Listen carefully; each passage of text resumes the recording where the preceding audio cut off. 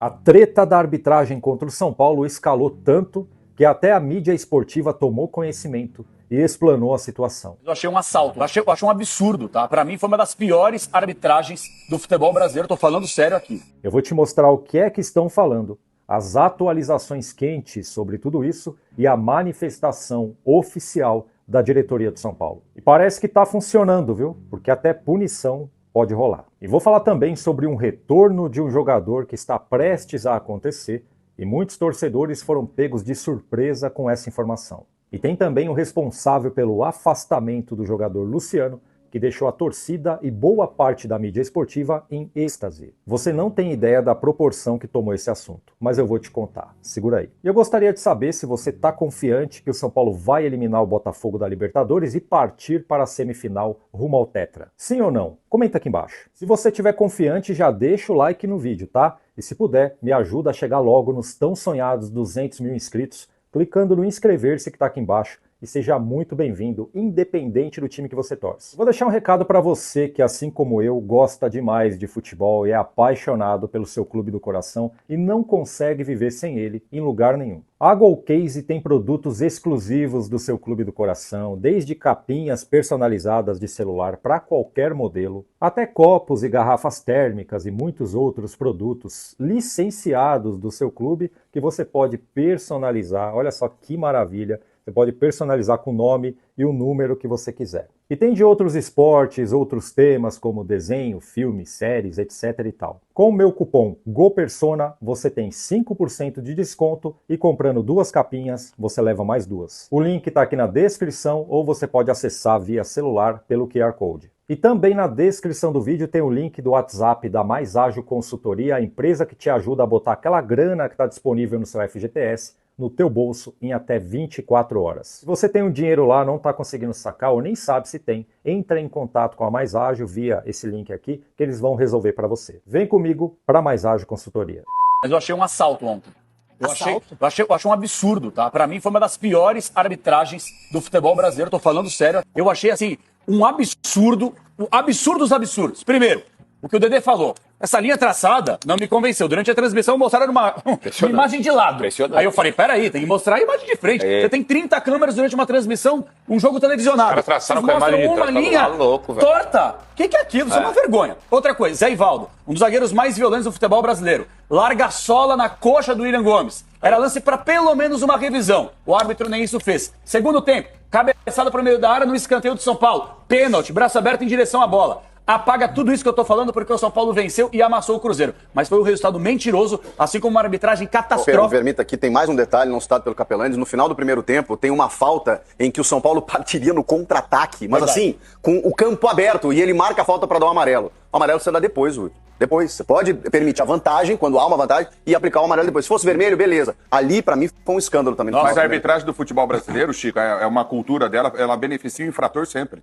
Cobrança de falta é um problema. Se o cara pôr a mão na bola, bater rápido, eles mandam voltar. Você tá beneficiando o infrator. Não, no caso do Fluminense, entendeu? não. Isso é verdade. Fluminense, não. Mas você tá beneficiando o Fluminense, o histórico é de C pra A, né? Então, não muda nada. Você viu, né? Até a mídia esportiva já percebeu que a arbitragem está de implicância com São Paulo. Na maioria dos jogos é uma treta diferente. Rapaz, a impressão que eu tenho é que eles são seletivos, tanto para beneficiar quanto para prejudicar. Tem clube que na maioria das vezes é beneficiado pelos erros, tem clube que na maioria das vezes é prejudicado pelos erros, e tem o São Paulo que sempre é prejudicado. Na dúvida, apita contra. Mas é só uma impressão minha, tá? Eu tô no campo do achismo. Para falar a verdade, é muito fácil errar contra o São Paulo, porque os bastidores eram muito fracos. Eu falo era fraco porque parece que a diretoria resolveu contra-atacar. Depois daquele erro absurdo daquele árbitro medíocre no jogo contra o Fluminense, a diretoria foi para cima, atrasada, mas foi, não conseguiu anular a partida porque a CBF demorou para liberar o áudio do VAR e lá que tinham as provas. Mas, segundo Alexander Vieira, o árbitro Paulo César Zanovelli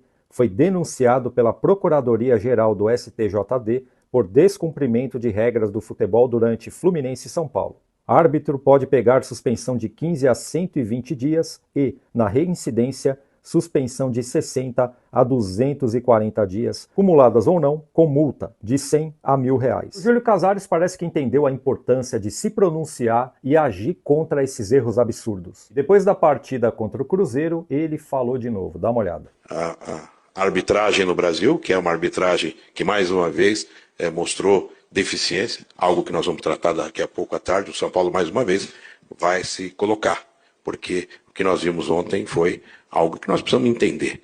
Erros, quando são pontuais, acontecem. Quando são frequenciais, nos preocupa, principalmente onde o VAR não chamou em lances capitais. Porque pensa comigo, não adianta o São Paulo montar uma seleção, colocar ali um baita de um treinador e ter que encarar, além do adversário, a arbitragem também. Fica desigual, entendeu? E é por isso que é importante essa valentia, entre várias aspas, aí da diretoria do São Paulo. Ainda falta muito para ser uma diretoria valente que põe o dedo na ferida, né? Mas pelo menos com essas atitudes, ainda que pequenas, já dá para enxergar uma luz no fim do túnel. É isso aí, Júlio Casares. Só uma observação, quando eu falei que não adianta o São Paulo montar uma seleção, colocar um baita de um treinador ali, eu devo ter te assustado, né? Mas foi um exemplo, não que aconteça. O São Paulo ainda não é uma seleção, mesmo tendo vários jogadores aí de várias seleções diferentes, né? E também não tem um baita de um treinador. É apenas um treinador nota 6. E olha como são as coisas. Na partida do último final de semana, sem querer, esse treinador nota 6 acabou encontrando um time nota 8. E aí ele arrumou um problema, porque algumas convicções dele caíram por terra. Para deixar o Zubeldia com mais dor de cabeça ainda, no meio desse time apareceu um cara que moralmente afastou o Luciano do time titular. O Zubeldia é um fã do Luciano, né? Todo mundo sabe disso. O curioso é que esse rapaz não faz a função do 10. Posição esta que nem o próprio Luciano faz.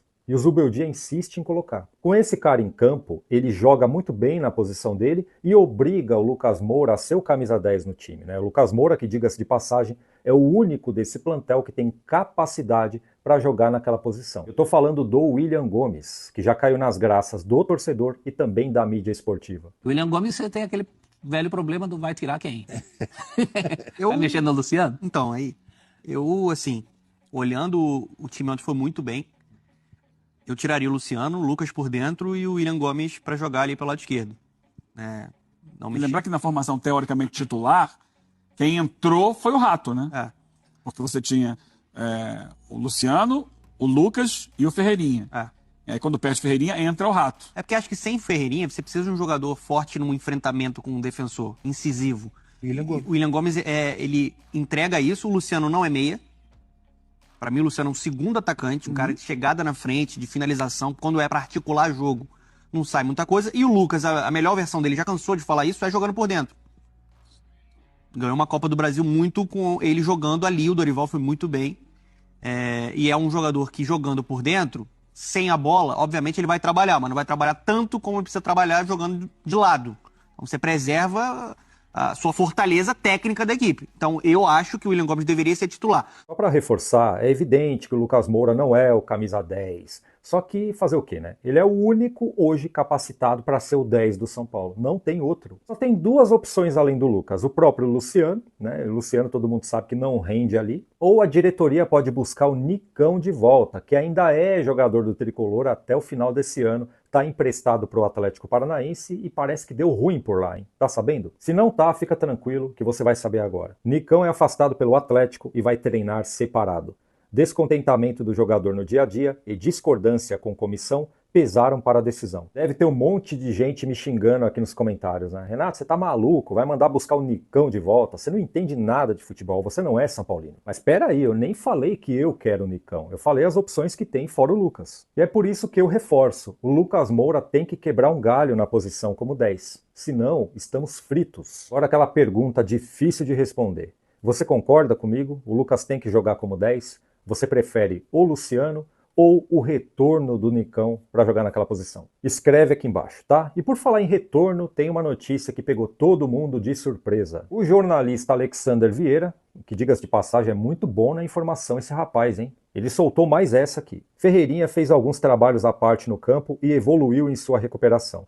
Expectativa bem positiva para o retorno nas próximas semanas. E se você fosse o Zubeldia, quem você priorizaria para a posição? Ferreirinha ou William Gomes? Comenta aqui embaixo. E aproveitando, se você quiser um salve no próximo vídeo, escreve aqui embaixo, eu quero e o nome da sua cidade. E os salves de hoje vão para Matheus de Paula, que escreveu, eu quero, tá na Tailândia, do outro lado do mundo, mais mundial que o Palmeiras. Adorei essa frase. Um salve também para Pedro Araújo, de Teresina, Piauí, William, de Dom Viçoso, Minas Gerais, Gregory, de Praia Grande, São Paulo, e um salve também para o casal Ciro e Adriele, de Poços de Caldas, Minas Gerais.